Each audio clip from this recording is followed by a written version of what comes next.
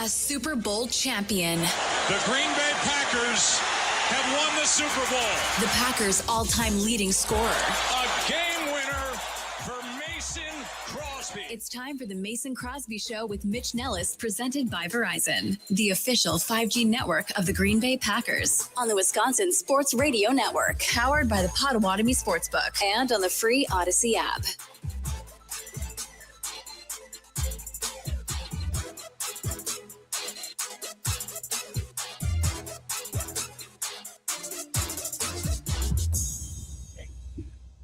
High noon and welcome in.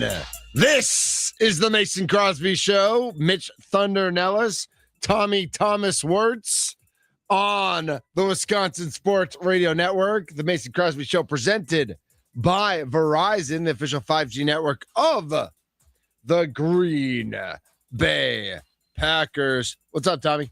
Hey, what's up? How we doing? We're doing okay. We're doing okay. A little DR appointment today. Nice. No, I was not in the Dominican Republic. That'd be Got weird. Got it. No, little. You know, I'm a big fan. I'll tell everybody, like, go to the doctor. Like, get your annual checkup. Like, that's a thing. You don't have to be afraid of going to the doctor. Just go to the doctor. That's a thing.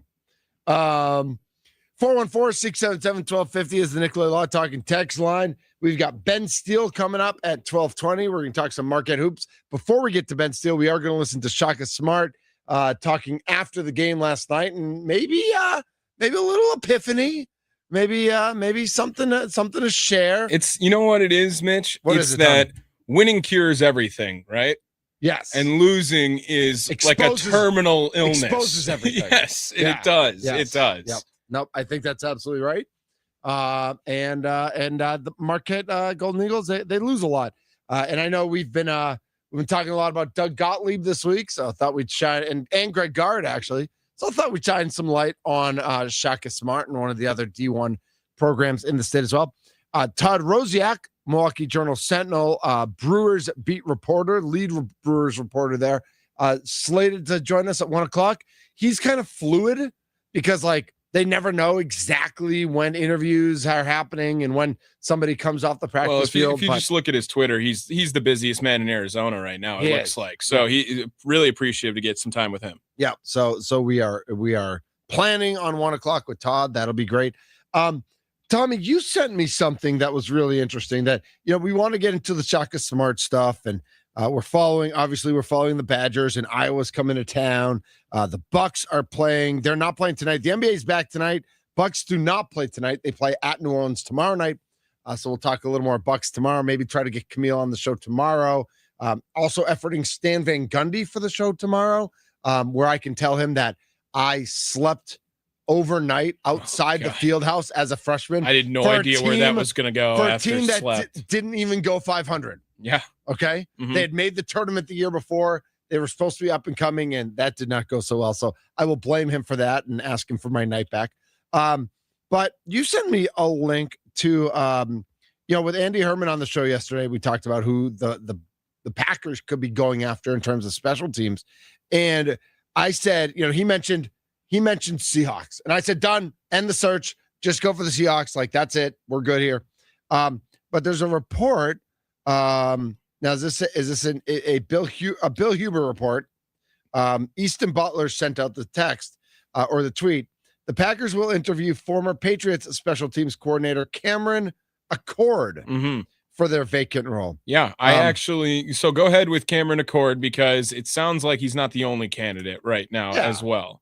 But I kind of say the same thing about Cameron Accord that I say about Seattle, because New England, typically one of the better special teams around, has always had a special teams ace, from Matthew Slater, who we talked about yesterday, to Schooler. I don't even know what Schooler's first name is. Ben? But 41, white guy, long hair.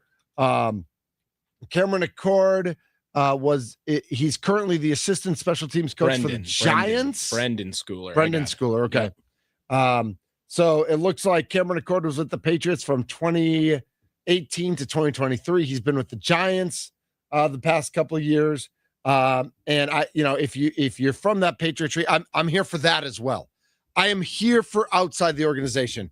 I know that the guy that they probably could have promoted from within already left, right? The Browns. Yep. Store. So that's probably not going to happen. So there's probably not someone else from within who's going to be, promoted. But I'm 100% anti any type of promotion from within.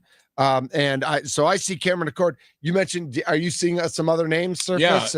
So you have Accord and Bill Huber also from Packers on SI.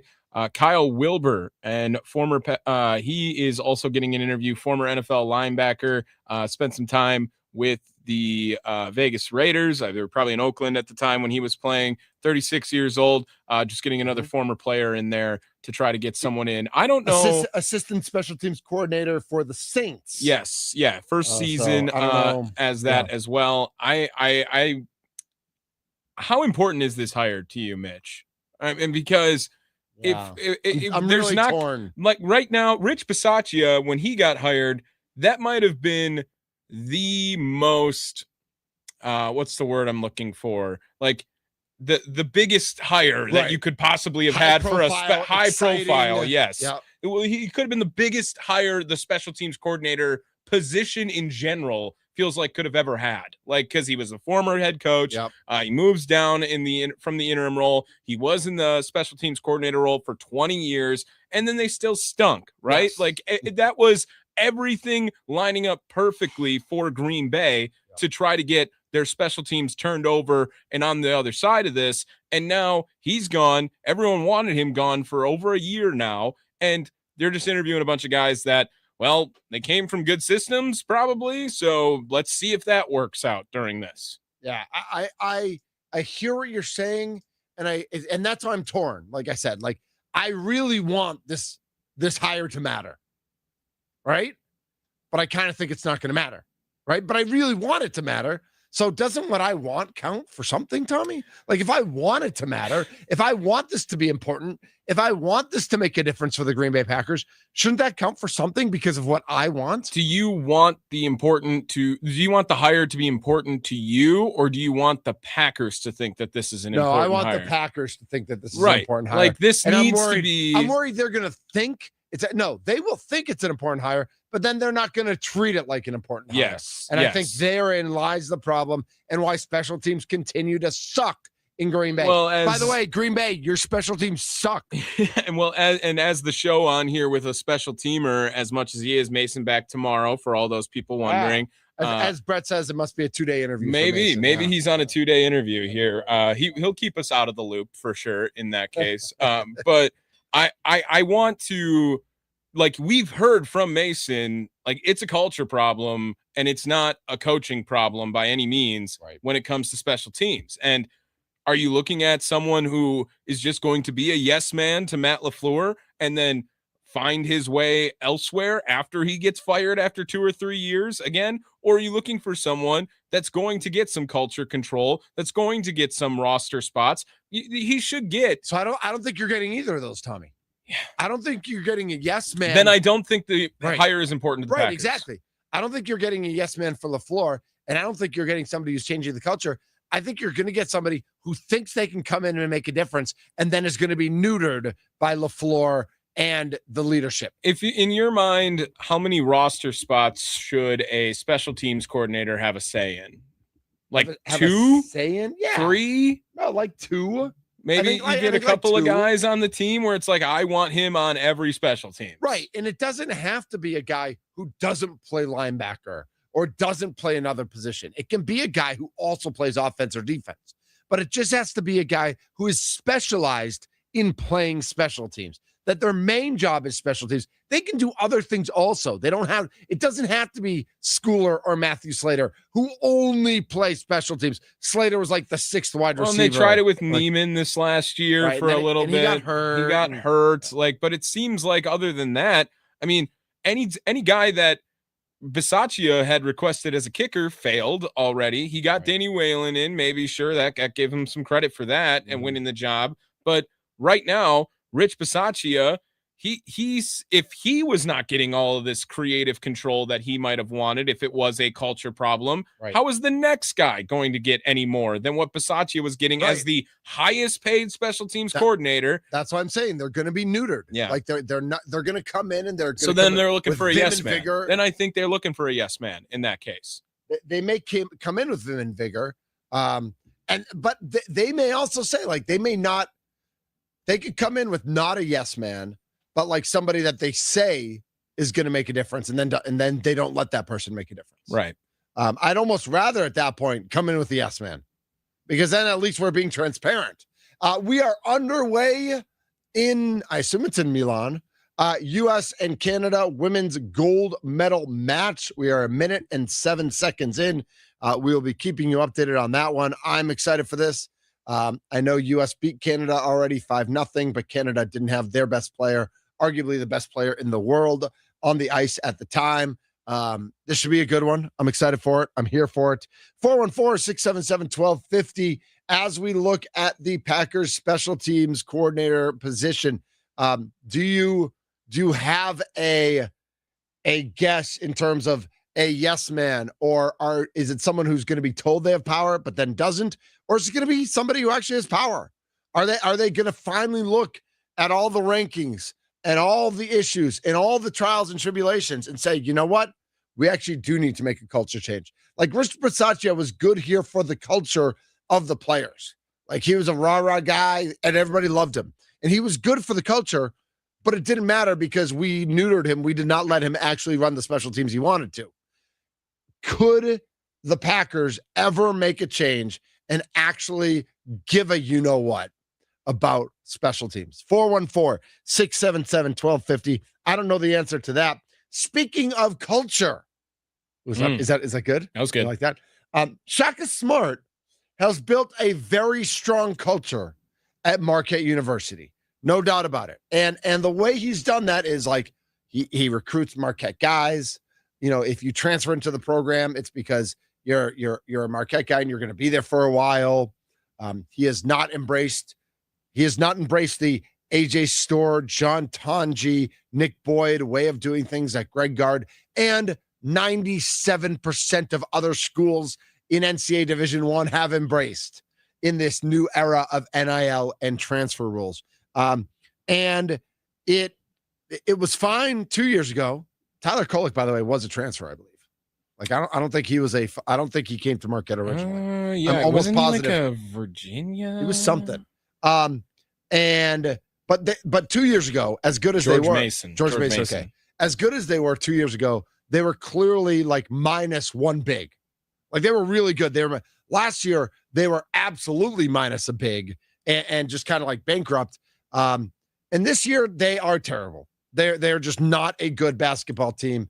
We've seen that. What are they now? 9-18, 10-18, something like that. They are not a good basketball team. And again, last night at Fiserv Forum, losing a close one. They lose a lot of close games. They play the good teams in the Big East close. Last night, 76-70, losing to number 17, St. John's. St. John's is good. You know, they lost at Xavier by 8. They lost at Villanova by 3. They beat Butler by 15. They lost at Seton Hall by 5. They beat Creighton by 24.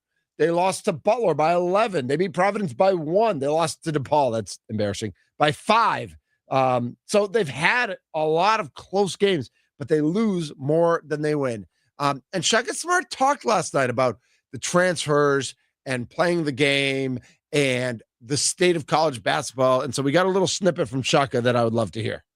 We, made a decision 4 years ago. So after my first season here, to, not take any Division I transfers. We did that for 4 consecutive years. We certainly, maybe at a later date, you and I can talk about how that went each of those 4 years. Obviously, it went the worst this year of the 4. And there's always, in retrospect, things you can do and look back. And we never thought Tyler Kolek would be player of the year his junior year. We thought he'd be really good. So he ended up being better than we thought. This year, to be 100% honest, We had some older guys we thought, would maybe be able to do more for various reasons. We talked about Sean's injury. They haven't. And, the young guys on our team, I think, have really, really stepped forward in a major way. And as we talk about evolving, that's one thing that, as we evolve, does not change is our biggest emphasis is the really talented, high character young guys on our team. Retention of them, that's the most important thing. But then certainly around them, we have to look at what's best for Marquette basketball, our roster. And I'm actually excited about that. I'm excited to see, how we can continue to, improve our team in different ways. And obviously we've got a lot of data, based on this season with the guys that we've had and what we need and who we need to become. There is Shaka Smart. And I'm hearing without hearing. They screwed up. Yeah. Like they messed up. Yep. They didn't get any D1 transfers the last 4 years since Tyler Kolek, basically. And they realize now that they screwed up, that they put way too much faith in Chase Ross, who's good, 14.5 points a game, 4 rebounds, 3.5 assists, 28% from 3. He's not that good. Not that good. Ben Gold, 27 minutes, 8 points a game. I think they thought he was going to be like a 15 points a game. Definitely thought he was going to be better. Right? Yes. If everything stays the same and he's averaging 15 instead of 8, and you just add 7 points to every score Marquette has all year, it's 4 or 5 wins right there, right? But he never developed. Like, he is who he is. Royce Parham at 12 points and almost 5 rebounds a game. Like, he's okay. Zay Lowry, who was supposed to be something, never turned into anything. Nigel James has been great. Like, he's been the bright spot. He's a freshman, averaging 16 points a game, 5 assists, 3.5 rebounds, 1.7 steals a game, shooting 39% from 3. Like, he's been the one. But, Sean Jones, I think they hoped could come back from injury and be good, and that never happened. They just had, so many questions, and they didn't answer any of them during the offseason. Right. And they refused to use a resource that could get you to an answer on that as well. Like an easy, low-hanging fruit resource. Right. Like, not even a hard resource. Yes. Like, you go get, again, Tyler Kolek, you said it was where? From George Mason? George Mason. Like, go get the guy from George Mason. Go get, it's just looking at this team and looking at who's playing. It just doesn't make, and it's, Ben Gold's a senior and Chase Ross is a senior, and they'll be missed. Like, they play minutes, but this team's going to be better without them. Like, it just is next year if they get the right players in place. If they bring in if they bring in replacements who, there's no reason Marquette can't get the quality type of replacements of an AJ Storr or of a John Tanji. There's no reason. No. And I think based on how well they recruit high school, probably better than any team in the state, to be honest, over the Wisconsin Badgers. They're going to shell out resources. Tyler Kolek was a very high-paid basketball player in the NIL era when he was here. Yep. Cam Jones had to be a 7-figure man when he was here as well. Deservedly so. Yeah. They are willing to spend the money on retention and on recruiting the high school level. Why would you not get with the program here? And it's a rude awakening for Shaka Smart and Marquette this season with how poor things have gone, that, you know what, if all of us want a CYA on this situation, then we should probably dip into the portal and at least explore the options rather than refuse the service. Yeah. 414-677-1250 is the Nicolay Law Talk and text line. Your thoughts on the Marquette program. Ben Steele's about to join us from the Milwaukee Journal-Sentinel. He is the Marquette Golden Eagles beat reporter for the Journal-Sentinel. Before that, let's go to Duke in Green Bay. Duke wanted to revisit our original conversation about Packers special teams. Duke, how are you today? I'm doing fine. My question would be, why not look to the college ranks for a special teams coach? Make a list of who are the top special teams in the country and go take the top schools like, say, Notre Dame, Ohio State, Oregon, and interview some of those. That's a big jump from college to the NFL, and there's your chance. And I would think if there's one position coach that it would be a little easier, would be the special teams guy. I mean, you just take Notre Dame or Ohio State. Yeah. Over their special teams coaches. Why not? Why not interview a few of those guys? I mean, it's a major jump for them. That's their start to Sure. get into the NFL and go after the best one. And to your point, Yep. Go ahead, Todd, Duke. I'm sorry. Tommy, Don't you think that those guys could make the jump easier than, say, a line coach or a wide receivers coach, a special teams coach? I mean, get some young boys, not necessarily young. Some of those guys got some miles on them too. But the other thing, they got to get a returner. And why isn't Matthew Golden returning punts and kicks? He's never done it. I mean, it's not in his skill set. He got rocked that one Right, this right. year too. That he one tried to punch do. where he tried to spin. That's just not who he is. Well, Like that's not his role. Yes, he is. Yes, he is. He returned punts at Texas. He returned one for a touchdown. Yeah, but he's a first round pick, Duke. Like you want to risk it on that? Starting. Actually, if He's that's not yeah, starting. I kind of If do you're want that. not starting, you got to get him some Well, reps and Dobbs get is him on the you field. know Dobbs is going to be gone next year, Duke. So Golden hopefully will have a bigger impact. So I misspoke. He did return in college. And if that's Right, true, 'cause like I know we have that I hit in watched Dallas, but I probably would have had him there too. I think they got to explore all options. I think when Golden had that situation, they realized like the moment was too big for him. Now maybe it's because he's a rookie and it didn't make sense. But Duke, back to your original point, I think no stone goes unturned here. Like I think you do go to college, but I also think like kind of like what we talked about. Is Matt LaFleur actually even going to let a special teams coach do his job? Like is he just going to not give him players and not let him do his job? And that's what I worry about. Well, it could be.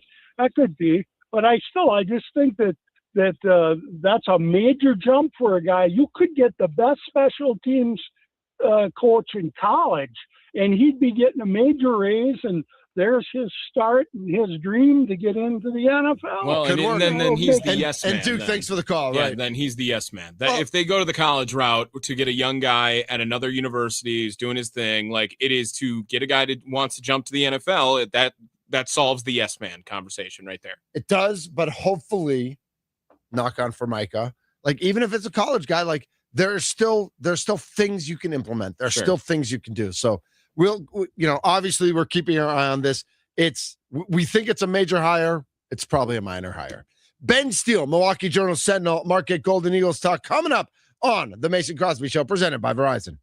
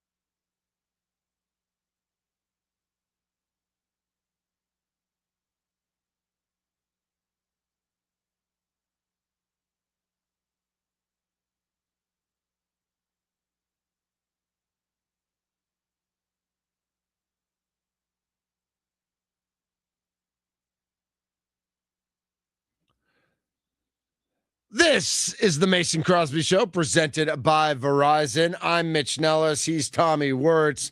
We are holding it down. Mason Crosby back tomorrow. I'm not sure he hit him straight this week.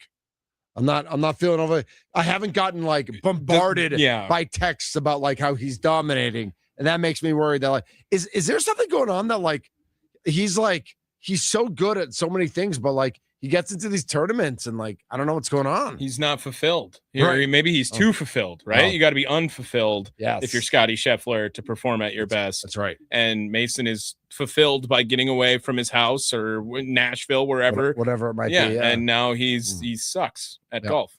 Joining us now on the guest hotline, powered by Gruber Law. One call. That's all from the Milwaukee Journal Sentinel. Marquette Golden Eagles beat reporter and basketball reporter Ben Steele. Ben, thanks so much for jumping on today. Yo, what's up, guys? It's been a while. Good to see your smiling faces today. Oh, wow. We're smiling about Marquette basketball now. We're just Ben. smiling in general. Smile and wave a little bit right now. Before we get to Marquette basketball, let's talk some Doug Gottlieb. What'd you think of the meltdown? What'd you think of the 1-game suspension? If the audio really is true, and he said it's the exact same call and got teed up for that, man. Yeah. I would have, if I was Doug Gottlieb, I would have looked at the ref and I would have said, I would have teed him up. I would have said, no, you get the tee. Obviously you can't. What'd you think of that whole situation? No, I love a good press room meltdown. A guy pounding the table. I can't get enough of that. I'm all for that. Nice.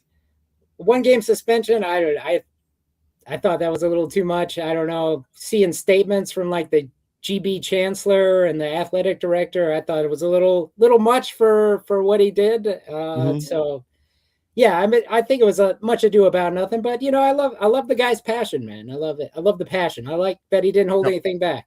Yeah. And I think I like that. Like, I like when all 4 teams in the state of Wisconsin are relevant. Like, and we've seen years where, UWM's making the tournament. And if you're as old as I am, you remember Tony Bennett and Jeff Nordgaard at Green Bay. They were winning games in the NCAA tournament. Like when all 4 D1 teams are at least relevant and in the conversation, it's just like, the rising tide lifts all shifts. It makes everybody better. Yeah, I like the fact that, people thought that Gottlieb was like a joke hire, but he's like a legit basketball guy, man. He's like a super smart basketball, like he's in it, man. Like he knows everything from like the AAU leagues. He knows all the coaches. He's a legit basketball guy. So I like that he's showing like he could do this. He's not just like a joke hire.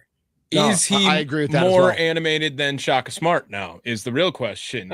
Which one? Shaka Smart's like Shaka plays defense with his team Yeah. on the field. Doug Gottlieb, like he will mess up a microphone if you put it in Or front a of his clipboard. face. Yeah, Yeah. Or a either one. stool. Or, all the things. They're both passionate, but they're passionate in different ways. Yeah, like Shaka's more demonstrative, I think, on the court. Well, I you don't get think teed you're up gonna if you're see- demonstrative. But Doug, after a game, like Shaka turns that off, and he's more like a more thoughtful. He's not going to bang the table. He's gotten mad at me a few times in press conferences, but he's never like banged a table like that before. Well, we're talking about press conferences and obviously a 76-70 loss at Fiserv last night. And another in the long string of close games and close losses for this Marquette team.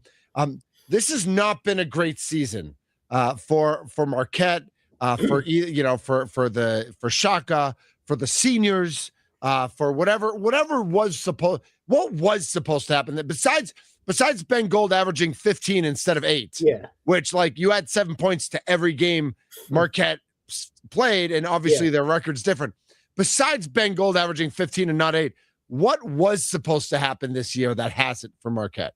Yeah, when we were talking about press conferences, you can glean stuff from a couple nuggets that Shaka mentioned yesterday in the press conference, because he's been more open the last couple of weeks about adding transfers, adding some veteran guys, where I don't think that was his thinking in the past, because he thought, especially going into this season, that the returning guys, the upperclassmen, they were all going to take bigger leaps than what they've shown this season. You mentioned the seniors, Ben Gold and Chase Ross.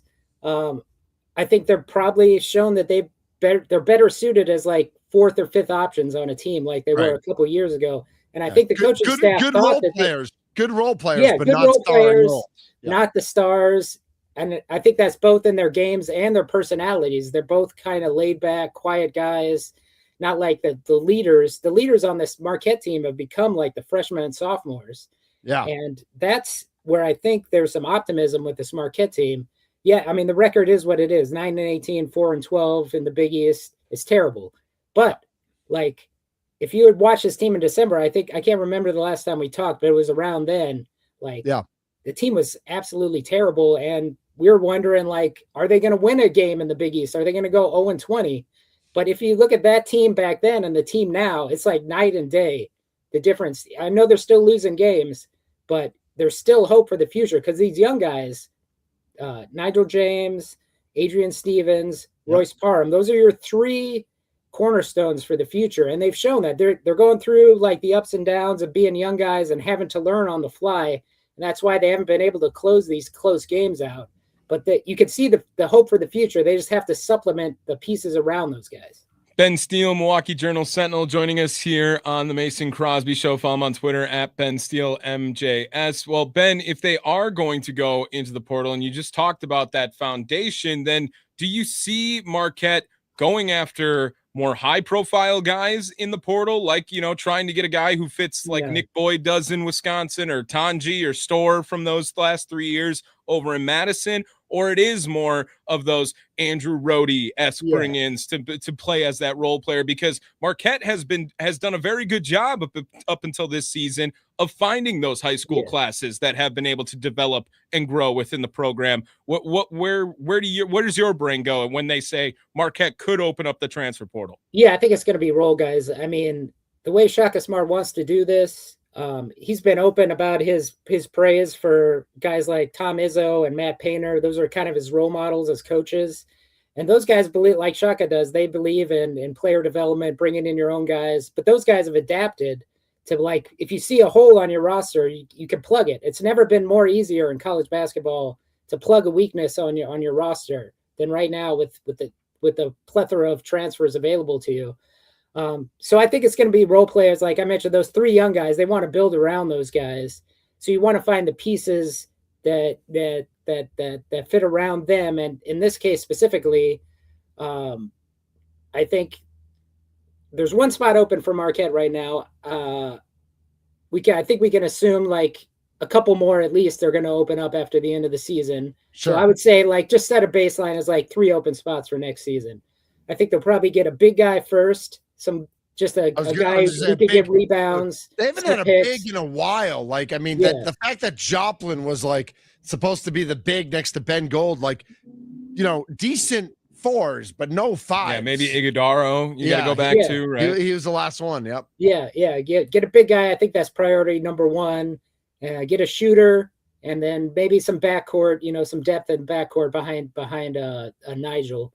So those are the 3 pieces I think they're going to find. That those aren't stars. I think you can find really good players. You're not going to have to break the bank for those kind of guys. You still got to find the right personality. I mean, that's the hardest thing in this era is just you don't know. This is why Shaka likes recruiting guys from high school, because he knows them. He knows their family. They've had relationships for a long time. He knows how all the pieces fit together. Now you just throw a guy in here that you just met. It can disrupt things, and you see that all around college basketball. It's not exact science. Like, you never know what you're getting until you have those players there. But I think Marquette, I think they do a good job of like recognizing personalities and how they fit together. That kind of I mean, Shaka makes a big deal out of that. Yeah, he thinks about that stuff all the time. So I think just get 3 pieces. That's why I wouldn't worry about like bringing in transfers, because they're not going to bring in the wrong guy. Yeah. Like, they're going to bring in a Marquette guy that's Shaka approved. Yeah. Tommy, am I wrong here? No, you're right. He does his homework. And I think like if you add those 3 pieces, I don't think this team is that far off from getting back to the NCAA tournament even next year, I think. Well, Ben, and on top of that, then with Shaka Smart's comments yesterday, kind of alluding to willing to go back into the portal, do you see that as like an influenced move or an epiphany type move for Shaka Smart? Because why, you know, obviously the losing is a big reason why you would go to that move. But is that something that Shaka is like willing to take a gap year on? Okay, it didn't work this year. Or is it something that he thinks, well, now I'm behind in this? Or is it influence from, top down to talk to Shaka Smart? Yeah, it's probably a little of everything, but I think he realized, he mentioned this yesterday too, that this is the way college basketball is. These are how you build rosters now. Yeah, but it's how it's been, Right, Ben. how did This you isn't know that? It's not year one of He's it. not Luke Fickle. But in Shaka's defense, like his first 4 years, it worked pretty well. And it was just, he earned the right, I think, to do it his way, this way. And it didn't work out. And now I think he realizes that. And so, I mean, you can argue like if it was me running the team, I would have got a big guy last year. Last year's team would have probably been a lot better if they had a big guy. But, he, 4 NCAA tournaments in 4 years, I think he earned the right to do it his way. But like, I do think like at the middle of the season, I think he kind of realized like this isn't going well. We have to change if we run back this team, because there wasn't going to be like any openings next season. If they run back this team, it was just going to be the same thing over and over again. So like, I think he realized like we have to change with the times. All right. We got a career high of 38 in an overtime game, where 105-104 against Providence, 30 against Xavier in a nice win last weekend, or Valentine's Day. Yeah, last weekend.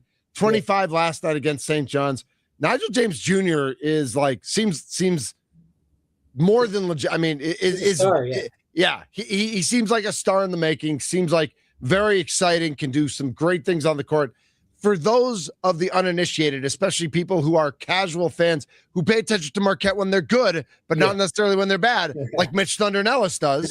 Like, and I'm a Marquette fan, but like they've been hard to watch this year. Yes, yeah. What am I missing? It like what am I excited about with Nigel James Jr.? Yeah, he's an electric player. Hey, just plug in your YouTube.com, Twitter, go watch his layup from yesterday. When he's a 6-foot guard, super athletic. And he just took on 2 massive human beings on St. John's, who's a really good team. And he just like sliced right through them like a super, like Michael Jordan type up and under layup. And those are the type of plays that the guy can make. He's like he's just a natural hooper. He's just a New York guard. He's electric. He gets in the paint at will. He's one of the best in the country at getting to the paint and getting shots around the basket. Mm-hmm. Yeah, he's just and he's got all the star qualities that you want. He's super confident when he walks on the court. I think he thinks that he's the best player on the court, no matter who else is out there. And that's what you want. He's got the personality, like we talked about, like leadership. Like he's the unquestioned leader of the team now. Like his voice is the team now, and that's rare for a freshman. And you see like the ups and downs. Like Marquette's been losing a lot of close games recently. And he's had struggles. Nigel has in the last minutes. He gets sped up. He's a freshman. Like he tries to do too much sometimes. Tries to force the issue, and that's just learning, man. It's just part of the process. You got to go through these things, and I think all the experiences that they've had this season, going through these close losses, I think it's going to pay off in seasons down the road. Well, and he and Adrian Stevens both had about 39% from 3. How important is it that they have, Chase Ross has not been, was always a streaky shooter. Obviously has not shot great this year. Ben Gold was kind of counted on that guy. And his 3-point percentage this year is, I mean, it's, let's not even talk about it. But so how important is it moving forward in the college game that these two guys stay around 40% and can really make that happen where the seniors really did let them down this year? Yeah, that's been a good surprise. Like I think when we talked last time, I didn't expect that I thought this team was just going to be a bad 3-point shooting team throughout the season. And those two guys have kind of saved everything, especially in the last 2 months. And that just, hitting 3-pointers just opens up, like for a guy like Nigel who can handle the ball and get in the paint, you need shooters like just to spread the court and allow him just to operate inside. All right, Ben, at Georgetown on Tuesday, at Providence Wednesday, March 4th. Will Marquette win a road game this year? Yeah, they're going to get one of those for sure. Ooh. Yeah. 0-10 right now. I like it. Say Tuesday at Georgetown. That's going to be the one. Okay. It's more fun to be Providence though, because Providence, man, what is wrong with them? Why are they such knuckleheads? Yeah. If you've ever been to a game at Providence, I think it's part of the whole atmosphere there. Yeah, I've not been to a game there, but growing up in Boston, I've been to Providence, and I certainly know what Providence is all about. It's like you think there's like, I mean, Southie in Boston has cleaned it up, and they're gentrified, and there's beautiful, but like Southie for 50 years was like all the Irish and Italian knuckleheads just beating the crap out of each other. Maybe it's a little bit of a state Napoleon complex. Right. Providence is dirty Boston, and Boston's dirty. Yeah, so that's just what the city's like. That's their mantra. Yeah, they only serve tall boy beers at their arena, and that place is always juiced up, man. I'd hate to be an official there in those games because the things I've heard, like the vile comments I've heard from fans towards officials that coming from the stands in Providence, like I'm not a prudish guy, but my jaw is like on the floor by some of the things that you hear in Providence. It's crazy there. Yep. All right, Ben, we got to let you go. We know there's no, there's Big East tournament, but there's no NCAA tournament this year. But we're going to keep calling on you. We need more updates as when a transfer happens, you're our first call. Like just assume you are on the show the next day whenever a transfer actually happens to Marquette. That's why you keep me on the payroll, man. That's right. That's right. Ben Steele, Milwaukee Journal Sentinel, thank you so much for jumping on today. All right, guys. Appreciate it. You bet. That is Ben Steele, Marquette Golden Eagles beat reporter for the Milwaukee Journal Sentinel. Great to have him on the show.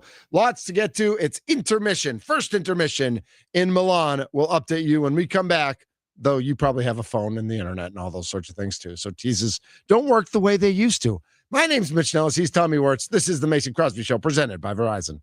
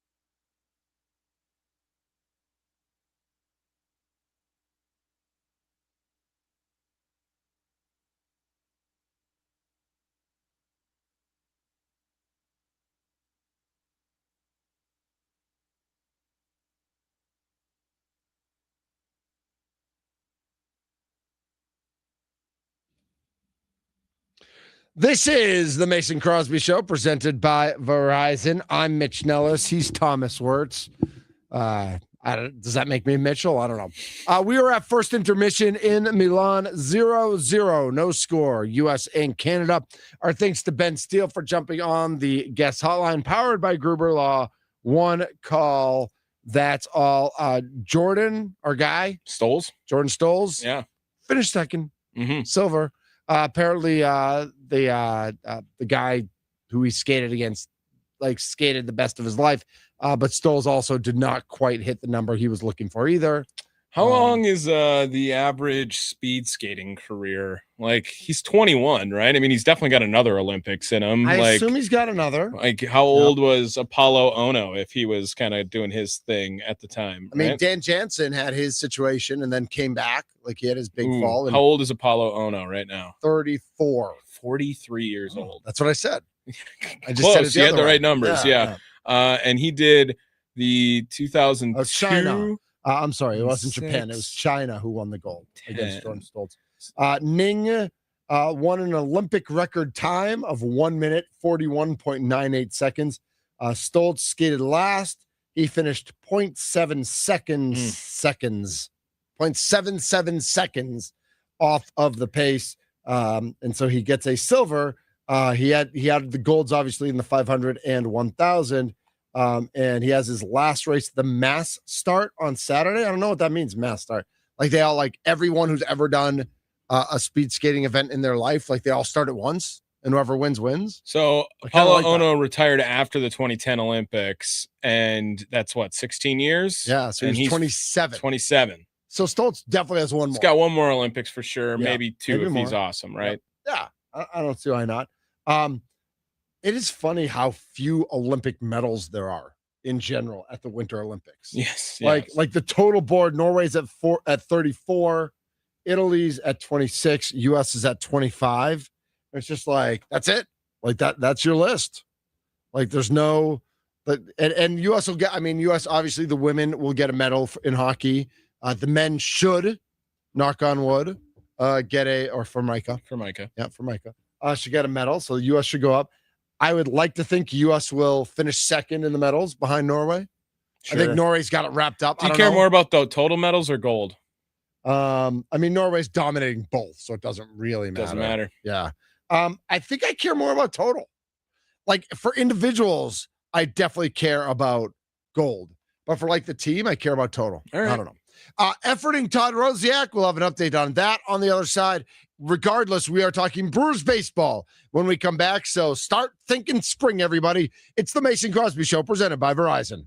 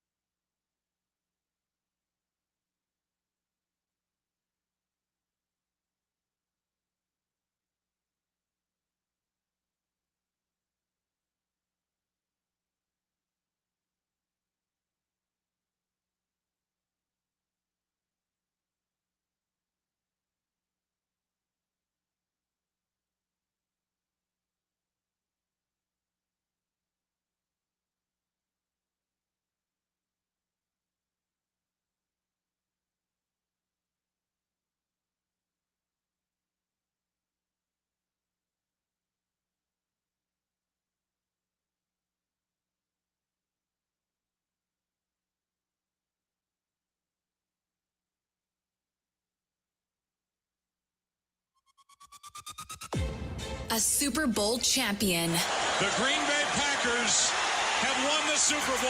The Packers' all-time leading scorer. A game winner for Mason Crosby. It's time for the Mason Crosby Show with Mitch Nellis, presented by Verizon, the official 5G network of the Green Bay Packers, on the Wisconsin Sports Radio Network, powered by the Potawatomi Sportsbook, and on the free Odyssey app. Like Big Voice Lady said, this is the Mason Crosby Show. I am Mitch Thunder Nellis. Tommy Wirtz is in the house. Make sure you listen tonight to Hot Stove Weekly with Tim Allen and Tommy Wirtz, because everybody's on the show. Big show today. Tommy, Big show. Who's on the show tonight? Yeah, Jared Koenig going to join the program 5:40 today. We have Jeff Levering, voice of the Milwaukee Brewers, as well, coming on at 6 o'clock. And The Miz. The Miz, 6:40 today. Yeah. So packed show. Tim Allen and me back. Tim from Vegas, me from Door County. Nice. Well, that you're back. What? That you're back. Right. That's where we you were both last off week. the show Yes. last week. Yep. Yes, and I was working in Door County, but it's still I was on assignment. Yes, That's what we exactly. heard That's what makes we you say. sound smart. Yes. Yep. On assignment. Second period underway. U.S. and Canada, no score. Joining us now on the guest hotline, powered by Gruber Law. One call, that's all. If you're not following him on Twitter, you are wrong, because his Brewers content is simply unbelievable. It's the best the best in the business at Todd_Rosiak. He is the aforementioned Todd Rosiak. Todd, welcome in. Thanks so much for jumping on the show. Wow, you're really buttering me up here. Do you want something besides this appearance? He was choking up. He was choking up talking to you too, Todd. Yeah. I mean, I thought I made it pretty sure by our text that I want some Taco Bell. Yeah. Well, I'm not coming up to Glendale for it, but I do appreciate the offer. So. All right. Well, we'll figure that out. Sports Writer of the Year 2023 and 2025. Leave some crumbs for the rest of us, Todd. Yeah. Well, I've had to bribe some people to win those awards, so that's next year I think I'll leave it open for somebody else. How long have you been in Arizona, and does it already feel like you've been there forever? I arrived last Monday, and in a way, yes. In a way, no, if that makes sense. Sure. Just the days are so busy, so much going on. And I mean, the full squad workouts just started really yesterday. So, it's just a lot of content trying to crank out every day and all the interviews and everything. So time really goes by fast. But at the same time, after you've been here a while, you're looking forward to getting home. So, as we've done for the last, since 22, Kurt Hogue and I split the coverage down here. So I do the first 3 weeks, and then I go home March 2nd, and then I tag in Kurt, and he finishes out camp. So it's a good way for both of us to kind of get immersed and do what we need to do down here, while at the same time providing the coverage that you all deserve. Yeah, and it's been great so far on Twitter too, Todd. Todd_Rosiak, if you want to follow him on Twitter for the Milwaukee Journal Sentinel. Which, by the way, you should be, because Jackson Churio, DL Hall, Akil Badu, Garrett Mitchell, Sal Frelick, some guys I've never heard of before. And I've heard of most of the guys, but you're just you got everybody. He's got everyone up there right now. Todd, does it feel a little bit different this year with like how the success went last year, or are all of these kind of the same when you get in at this time in early February when you're covering the Milwaukee Brewers in Arizona? Because last year I would think that people were excited for baseball just to be back in general. Now it feels like people just a little more excited to watch Brewers baseball specifically. Yeah, I mean, from my standpoint, they're all the same pretty much. I know it's kind of a boring answer, but I think they're also the same for whatever Brewers team they roll out each spring, because that when they report and everybody's doing their predictions, the Brewers are going to be drastically undersold, and everybody, of course, will be expecting the Cubs to win the division. And, the Pirates got a bunch of new guys, and they made their offense better. And the Reds went out and got Suarez, and they've got one of the best rotations in baseball. I mean, really, the only team in the Central that has taken a step back, notably, is the Cardinals. They're in a full rebuild. So, it's just kind of standard operating procedure for these guys. They don't read the predictions. They don't let that get to their heads, and it's served them well over the previous 3 years. So we'll see if they can stay healthy and take advantage of all those pitching depth that they have. And, the minor additions on the offensive side, like Gary Sanchez, can do what can help contribute to a unit that was like unexpectedly good last year. And we'll see where the chips fall. Generally speaking, as everybody knows, the Brewers have done pretty well here in the last X number of years. So if they're able to stay healthy, I don't see any reason why that would change. Todd Rosiak joining us on the guest hotline powered by Gruber Law, talking about business as usual, talking about how well they've played. Does it feel different without Freddie there? Not really, to be honest with you. Okay. We get so caught up in all the new faces and trying to learn the new faces and have them learn us. And I think for the most part, the players are like that as well. You know, I mean, Freddie was a tremendous contributor and had a great career with the Brewers, but he integrating Jet Williams and Brandon Sproles. And, of course, they've got Kyle Harrison and David Hamilton and Shane Drohan from the Kalen Durbin trade, too. So that's really kind of what spring training is about. Learning the new guys learning their teammates, the returnees, the coaches learning about the new guys and seeing where they fit in. And again, I say it 100 times, but the big key coming out of spring training for every team every year is health. Stay healthy. Yeah, and Todd, you had a pretty good interview up with Garrett Mitchell, and when you talk about health, that seems to be the first guy that everyone's brain points to. We all have seen the talent in a fully healthy, when he is healthy at least, coming up. And Tommy, you remember last year I said he was going to go 30-30 if he could stay healthy. Everyone is excited to see this guy. You talk to him, it sounds like everything is clear, but it sounds like there's also going to be maybe a couple of adjustments to his game. Maybe you could speak upon from your conversation with Garrett Mitchell. Yeah, I mean, I wrote it. I think the story ran this morning. It's all about. It's a fine line to walk because Garrett Mitchell obviously has missed a tremendous amount of time the last several years. He's had 2 major shoulder surgeries on the same shoulder. Both injuries occurred on head-first dives back into bases.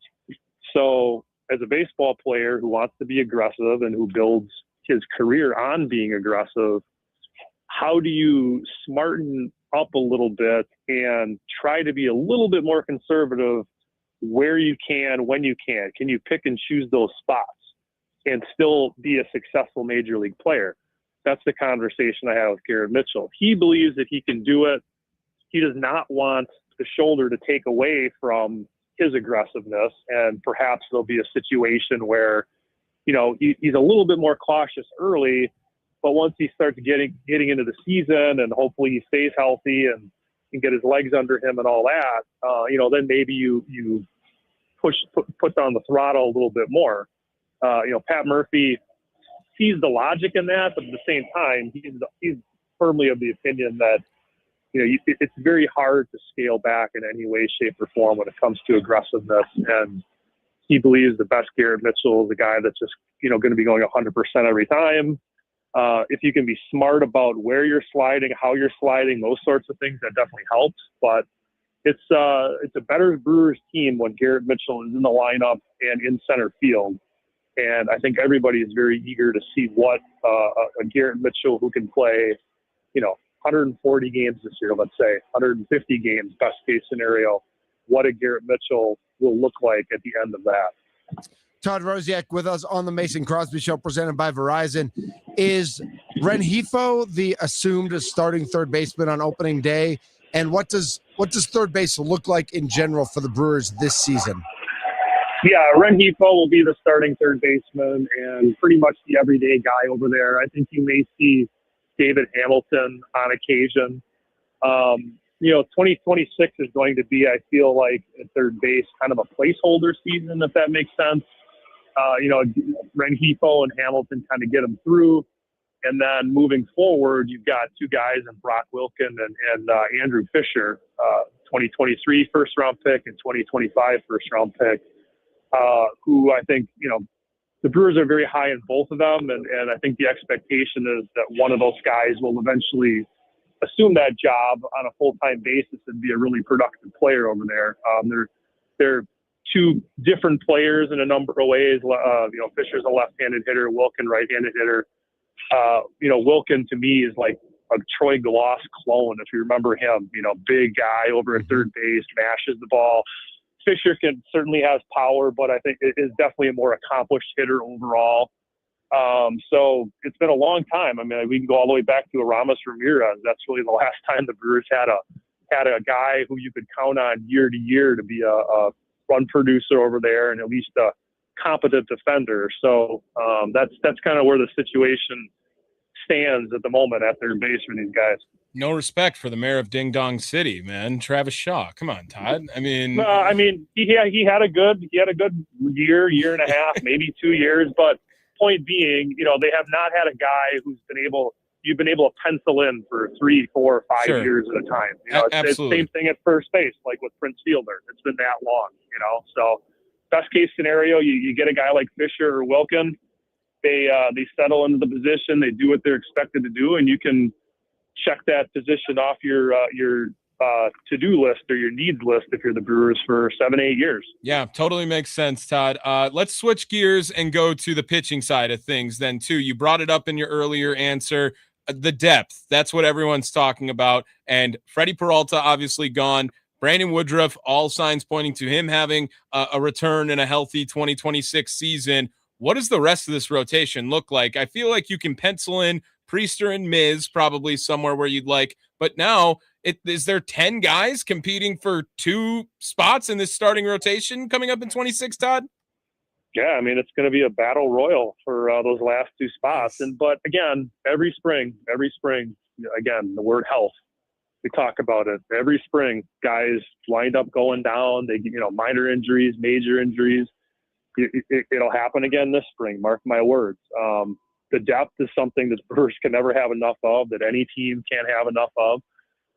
But it's a large group of talented guys. They've got a good mix now of lefties and righties that are going to battle for those last 3 spots. And whoever doesn't make the opening day rotation, most certainly you will see them in Milwaukee in a major league uniform, probably in the not too distant future. And in the meantime, the guys that don't make it out of camp on the opening day roster and go to Nashville, that's going to give Nashville probably a better starting rotation than some bad major league teams this year, to be quite honest. Yeah. So the Brewers definitely focused this offseason on trying to build their pitching depth, and they did a really good job of it. If they were going to have one lefty in the rotation, where's your name go first for that? There's Serpa, there's Hall and Gasser that are still in the wings. I'm not ruling out Aaron Ashby for a chance to come back into the rotation. And, of course, Kyle Harrison coming over in the trade. That's a lot of lefties, If you were leaning one lefty,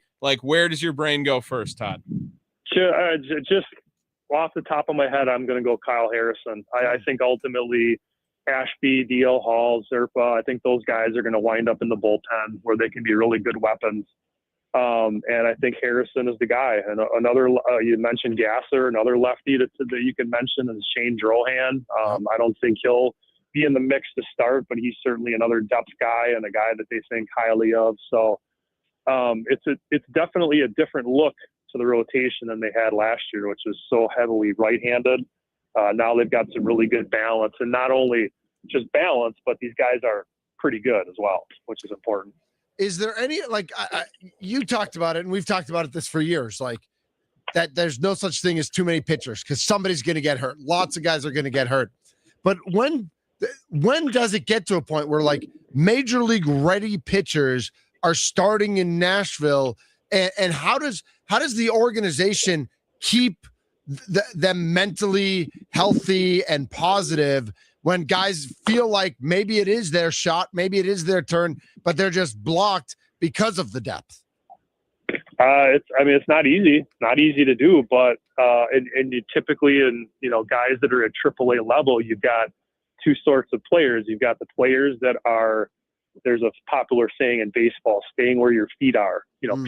Players that are focused on doing the best that they can in the moment, and if the situation arises and they're needed, then they can step in and go to the major leagues.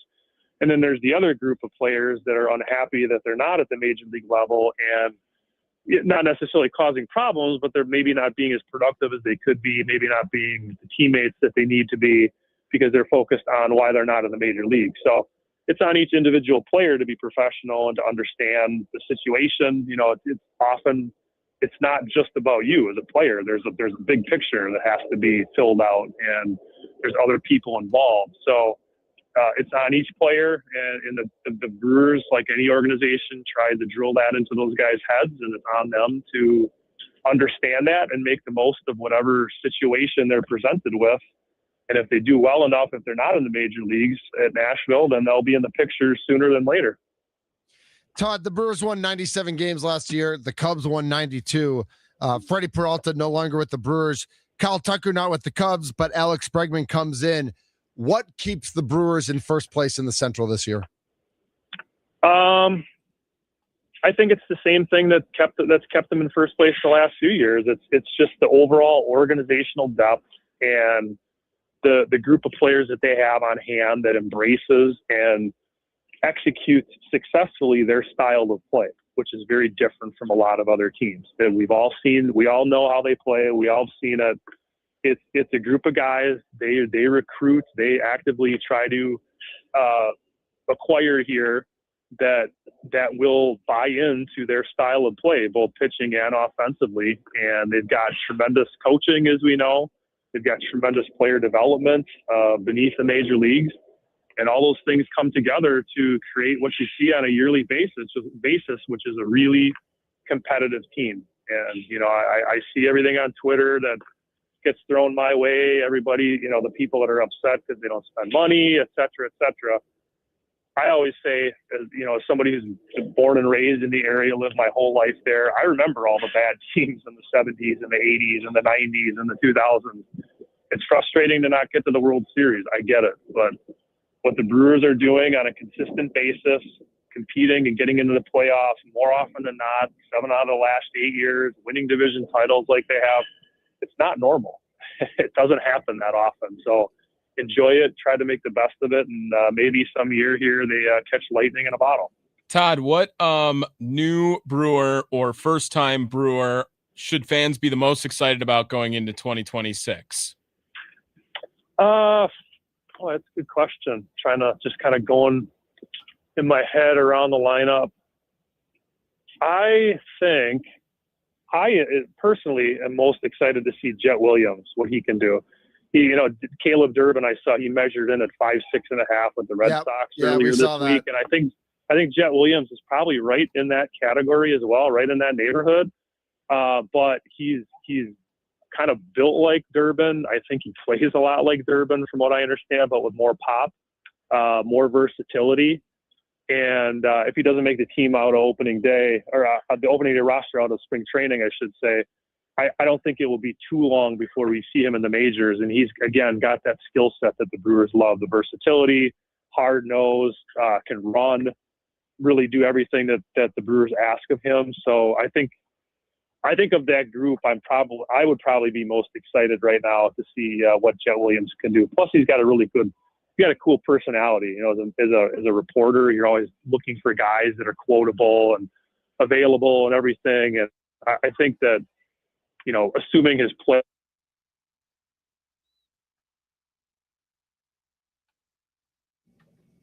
Oh, look! It sounds like we may have lost Todd for half a second. Todd, you still there?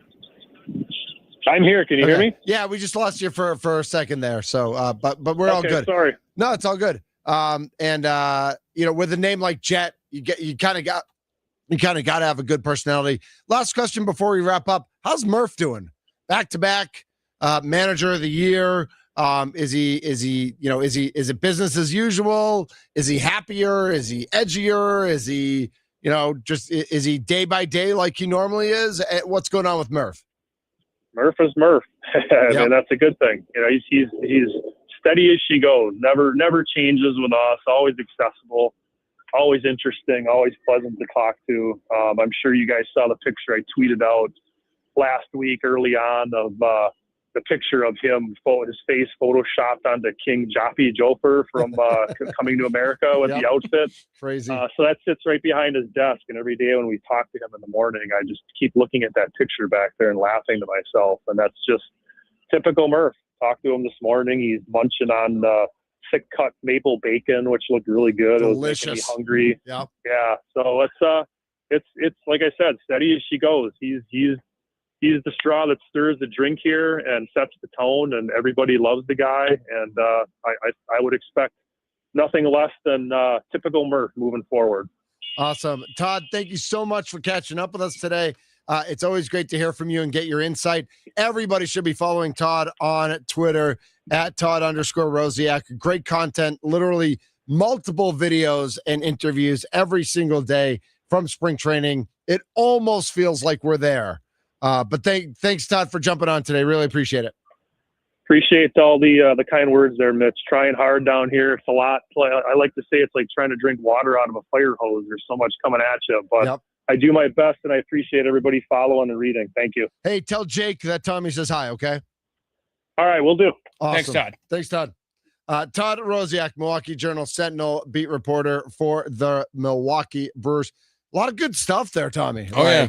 I'm trying not to be too excited this season. Yeah, like, but I know they won 97. I know Freddie's gone. I'm trying not to be too excited. But man, even if they don't win 97 again, I just feel like it's good baseball. Like, it's fun baseball to watch. The Brewers play good baseball, and they're going to provide us that entertainment. I know everybody ripped on Atanasio last year for saying we provide entertainment and all that stuff, but I'm here for the entertainment.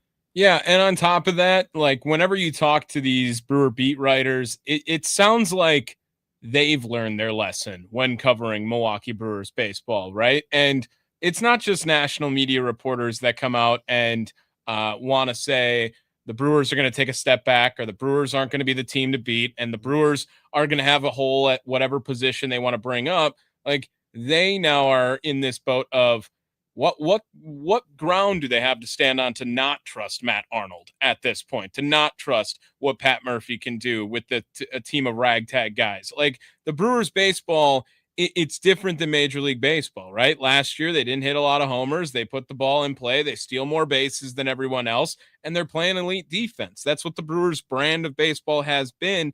And Which when is you great baseball to watch. it's so entertaining to watch. And Todd doing a great job covering down there in Arizona.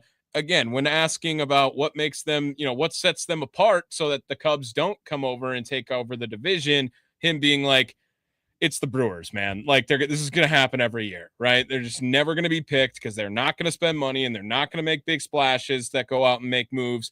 And it's worked for them so far in this Christian Yelich tenure, kind of, right? Since 2018. Why doubt it any time else? Absolutely. Well said, Mr. Thomas.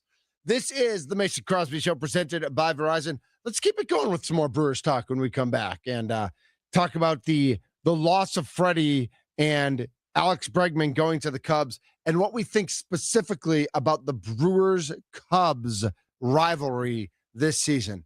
Man, we got to get Counsell on at some point this season. I just hope that White Fish Bay girls make it to state so that he's here in the state and I can grab some time with him and get him in the baseball mode of things. Because I think the last time I talked to him, we just talked about NBA trade deadline stuff. And that's great. Like, Craig's a fan, but I want to talk about baseball with him. Sure. Yeah. This is the Mason Crosby Show presented by Verizon.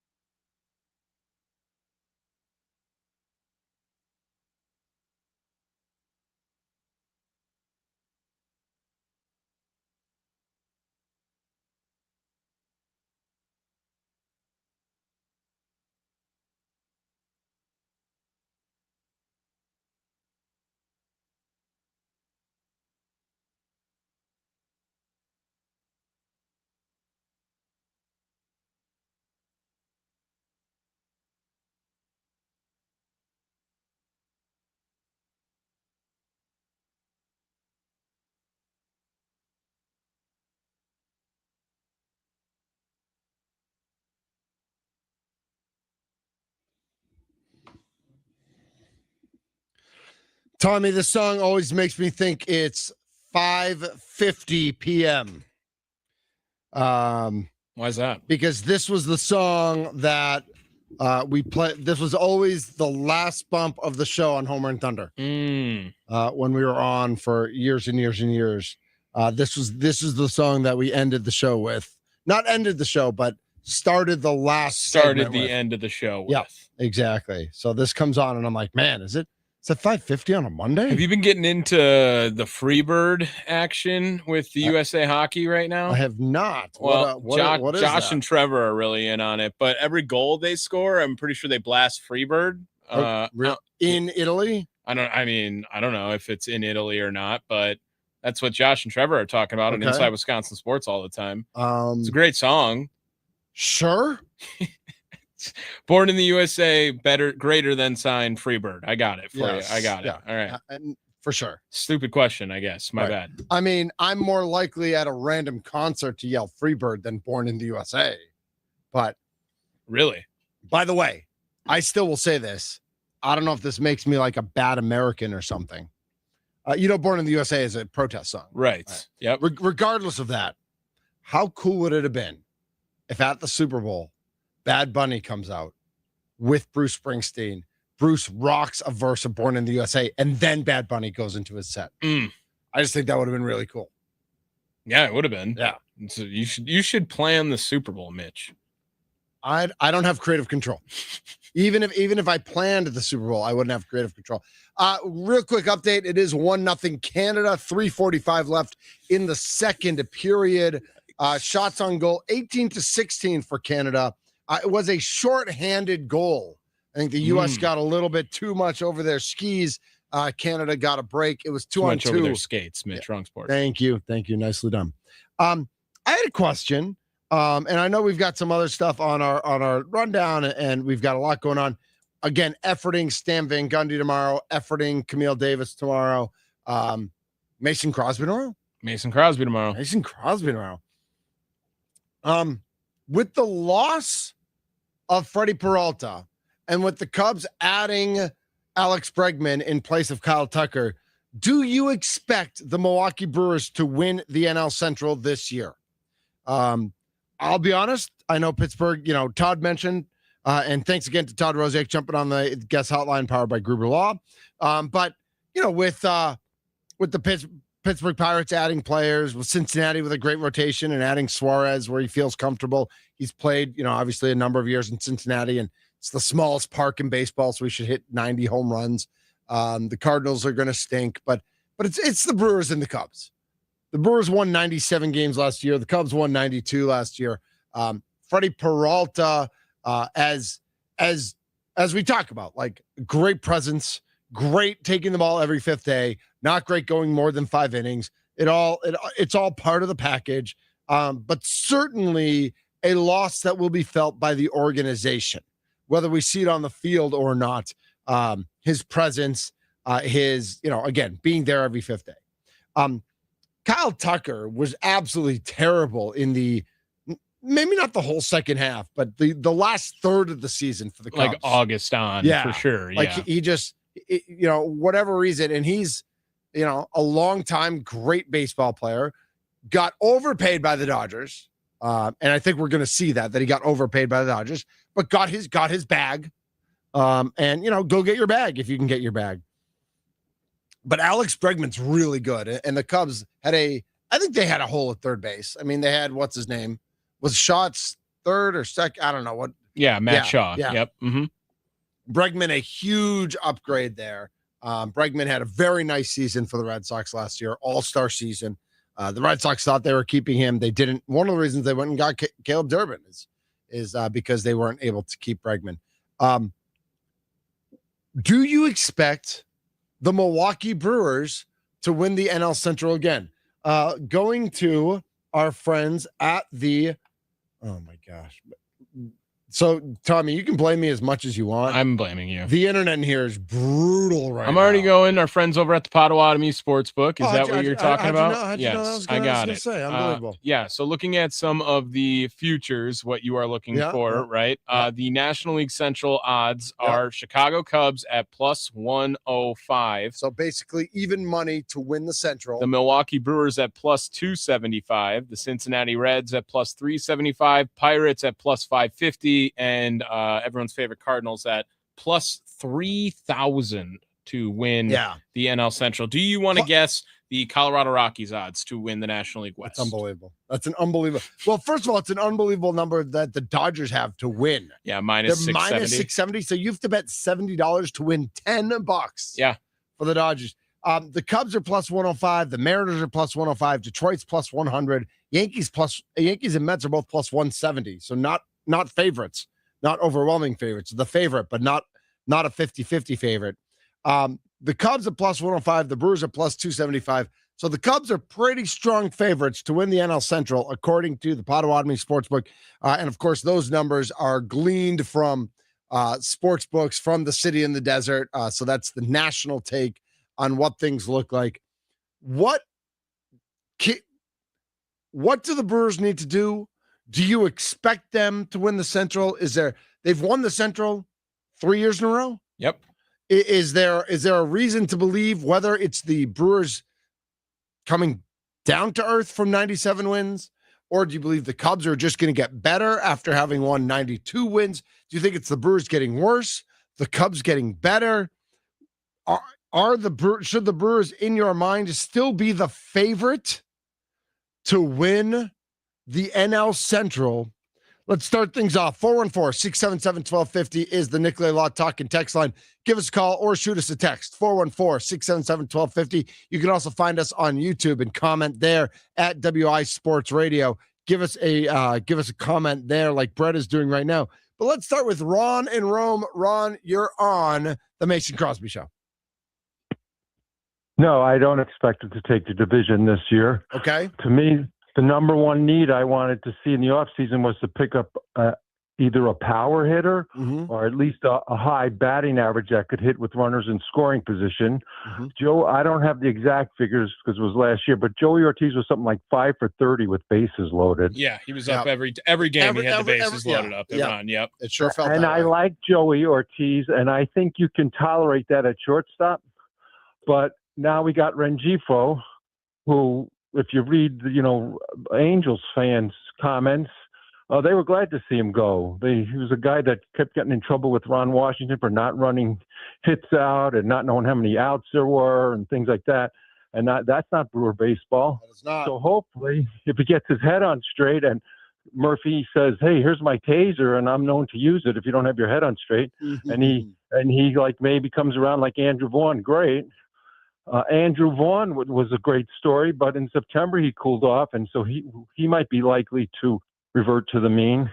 Well, we'll see. Yelich, I love Yelich, but I have a bad back, and there's no way I'm going to be swinging for the fences with it. And he tweaked his back at the end of August, and then he didn't have a good September.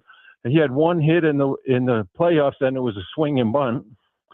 So without getting that power hitter, or at least a high average runner in scoring position contact hitter. And I loved Caleb Durb, and I know all the media seems like, well, he was just a flash in the pan. I think he might be the next Scooter Gennett. So it's great to have 14 pitchers, but I mean, they better keep Ron, let me give you this right here. So Ron, do you think that William Contreras is going to have a higher power numbers this year than he did last year? Do you think healed up good and everything? Do you think Bryce Terang is going to have higher power numbers this year than he did last year? I don't know. He had more last year, but he might be a guy that's going to plateau. Well, and then Jackson Churio was unhealthy. I think his numbers they're expecting to go up this year. Now it's all health dependent, Ron. So I understand that there's nothing new and exciting to really look at, but I just think that this Brewers team, they're going to find home runs on their own roster this year. And to go out and get a guy like a Suarez, if people are looking at that, he doesn't play Brewer baseball at all. Like, he's not running it out. He doesn't play good defense.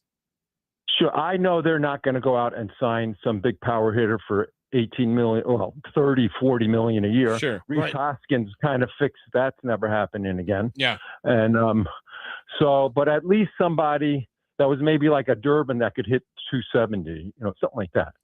Well, I think Durbin only hit 250 last year. I mean, if they can get that out of Rengifo, are you going to be happy? He could have been just a little higher average. He was a clutch hitter. He had 12 pitch at bats when it was the situation. He didn't just go swinging wildly up at the plate and hope that he could hit a ball out. Yeah, he was a good story too. But again, Ron, remember this. Remember, Caleb Durbin was not on the opening day roster. It was Vinny Capra and it was Oliver Dunn. They absolutely could have some of that in the works still. So too. the point is, we don't know exactly who's going to be on the roster. But Ron, to your point, it's not a perfect roster. No, definitely I think we all agree on that. And Ron, thanks for the call. 414-677-1250 is the phone number. It's not a perfect roster. There are holes in power. We do expect Contreras to hit for more power after not playing with a broken finger this year. I don't know that we expect Bryce Strang to hit more home runs. I know you do, but I don't know that's a fair expectation.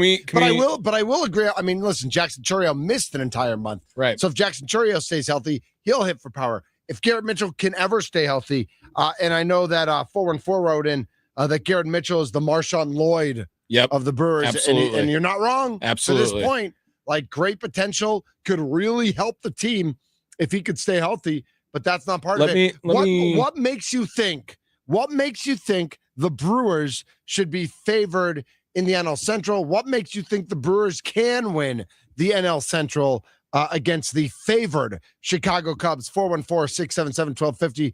Brett wants to know what the Jays are to win the American League East. The Yankees are plus 170. The Jays are plus 250. Jays are probably a pretty good bet there. It's not a terrible bet. Let's go down this lineup here. Okay. And I'll tell you the amount of home runs that each of these guys hit, and you tell me if they will hit more or less than that number. Okay. Yep. All right. So let's start at the top. Christian Yelich hit 29 home runs. Less. He's going to hit less this year. He's not going to hit 30. Yeah. Less. Is he going to hit more than 20 in your mind? Yeah, right around 20. Okay. Jackson Chourio hit 21. I think he'll hit more. I think he'll get to 25 if he stays healthy. Bryce Terang hit 18. Less. William Contreras hit 17. More. Sal Frelick hit 12. Same. Andrew Vaughn hit 9 for the Brewers. Obviously, it's got to be more. He should hit more than that. Joey Ortiz hit 7. Less. He's going to hit less than that? Yeah. Well, then Jake Bauers hit 7 as well, too. So. Well, and he'll hit about the same because I think he's not going to play that half much. The at-bats. Right. So I just think I think Yelich might be a safe bet to do it. I think everyone else can go up. Maybe Sal Frelick goes down to 11 or 10, but right. I don't think you look at that and see that this team can't have pop. I think you do. I think you look at those guys, and Tommy's getting the phone, 414-677-1250.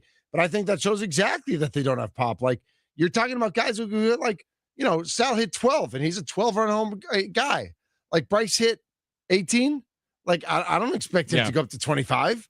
I think Contreras goes up to 25. But if your top guy is Contreras at 25, and then Yelich is right around 20. Garrett Mitchell also hit 0 last year. Do we expect 1 out of him? Can we say that? I sure hope so. Yeah, exactly. We got a phone call if you want to get to it real quick. Yeah, we'll get to it. 414-677-1250. I just wanted to look up real quick 2025 regular season. I wanted to look up Caleb Durbin hit 11 and Isaac Collins hit 9. They'll find 20 homers from 2 different guys on this roster that were not on the team last year. Will Rengifo hit 11? Probably. Will Garrett Mitchell hit more than 9? That would be awesome. Yeah, because those are your not to mention guys like Jet Williams who come up, or Akil Badoud. But to start the season, those are your Akil. I mean, we're not talking about Montessori who had 4, which is what Badoul hit this year. I don't care about the backups. Gary Sanchez is going to hit more than Danny Jansen did. Yeah, probably. He should. Danny hit 3. But again, you're not talking about a power team. You're not talking about a team of pop. I think it's going to have sneaky pop. I think they're going to have sneaky pop. I mean, they're not going to hit no home runs, but Rocky's in Sheboygan. Rocky, you're on the Mason Crosby Show. What's up, Thunder? What's going on, Rocky? Great to hear your voice. So everybody that's all upset about Caleb Durbin being gone, dude spent the second half of last year in Pat Murphy's doghouse. Rocky, I think the people, Rocky, I think the people, and I want to say this, I think the people who are upset about Caleb Durbin being gone like the underdog and like short guys. Like, I don't really think from a baseball perspective, too many people are upset with Caleb Durbin being gone. I think people are leery of Rengifo. I think they should be leery of Rengifo. I don't think they did a good job replacing Durbin, but I don't think anybody's really upset that Durbin's gone. Well, I mean, Murphy was playing Siegler instead of him, for crying out loud. He was, and that was not good. And if we can get the Rengifo from 2 years ago in Milwaukee offensively, they'll be just fine at third base, minus the little bit of defense that he probably plays worse than Durbin played. But again, like you guys said, Contreras is going to have all his fingers attached, hopefully, and usable. And hopefully Churio doesn't miss. Right. A month plus. Exactly. Which, thankfully, that's when they went on their big run, was when Churio was out, because they weren't playing any of the good teams in baseball, but you still got to play the game. That's right. You play who's in front of you. Rocky, thanks for the call, my friend. 166 home runs last year, Tommy. Not tied, 22nd. They'll hit over 175. They'll hit over 175 all day. You want me to go to 180? I'll take 180. We can do an over-under on 180. That's the over-under? That's my over-under to you. I'm willing. I'll take the under. I'll take the over. Steak dinner? Yeah. Done. It's done. All right. Man, I love steak dinners are good. Even if I lose, I win, right? Correct. Yeah, because steak dinner. You just buy it. Yeah. He's Tommy. I'm Thunder. We are the Mason Crosby Show, presented by Verizon.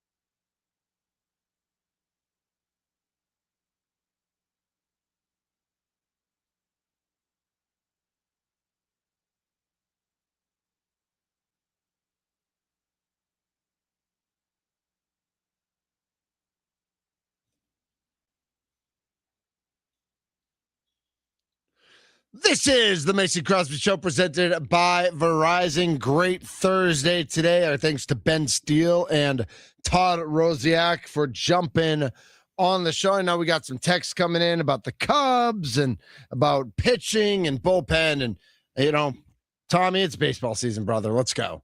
I can't wait, dude. Yeah. I can't. I mean, it's here and I feel it, but God, just, you know what, Mitch? Why is not every spring training game on TV? Why is it not? That's dumb. It's dumb. I don't like that it's select games. Do we have and a there's channel only yet? some on the radio. Is Brewers TVs don't have a channel yet. I am wondering if it's even worth me buying Brewers TV because of how much I'm probably going to be here watching the games. So I don't know if I should or should not get it. But still, I bet they'll pay for it for you. Regardless, you want me to talk to JB? Well, I can talk to it. It's, I can talk to it for you, though. Yeah, sometimes it's nice to have an ambassador. If I need a testimonial, emissary, right. yes, I'm down with it. A consigliere like Ben Affleck was for Matt Mitch Damon. Is my agent. Mitch is my agent. I got it. But yeah, I'm all in on ready to get into baseball season. I'm so excited for it, and I'm excited to watch Brewers baseball specifically. Like this has just felt like this last month. I'm just the Bucks stink, Marquette stinks. Badgers are good when they don't stink. But then they're not. And I'm just ready for Brewers baseball. Doug Gottlieb's hitting tables. Thunder Watch, Luke Fickell, Doc Rivers, Chris McIntosh, Giannis, Rashawn Gary, Miles Turner, Jimmy Haslam, concession prices at Pfizer Forum, Brandon Woodruff. I love that. Do you still want Woody on? Yeah, we got to watch, right? All We're just watching, not in a negative light. Did we take Shaka off or did you say Shaka? No, Shaka's not there. Shaka's got to be there. He was for a long time. Yeah, he was there for a long time. Yeah. We cleaned house a few weeks ago. Right, we took him off because it was like, we don't even care enough. All right, Shaka. But now that he said what he said, like, let's wait and see who they bring in. You come off once you get a transfer portal. Exactly. Yep, I like it. I think that's it. Anybody other? You know who I want? Luis Rengifo. Okay. But just gotta keep an eye on him. Got him. Gotta see what's going on. The kicker. God, I'm gonna write an intro for the show tomorrow. I'm gonna write an intro. And it's going to be like 2 minutes long. Like I'm going to literally list every accolade of Mason Crosby's life. Every field goal he made in his life, I will mention tomorrow in the intro.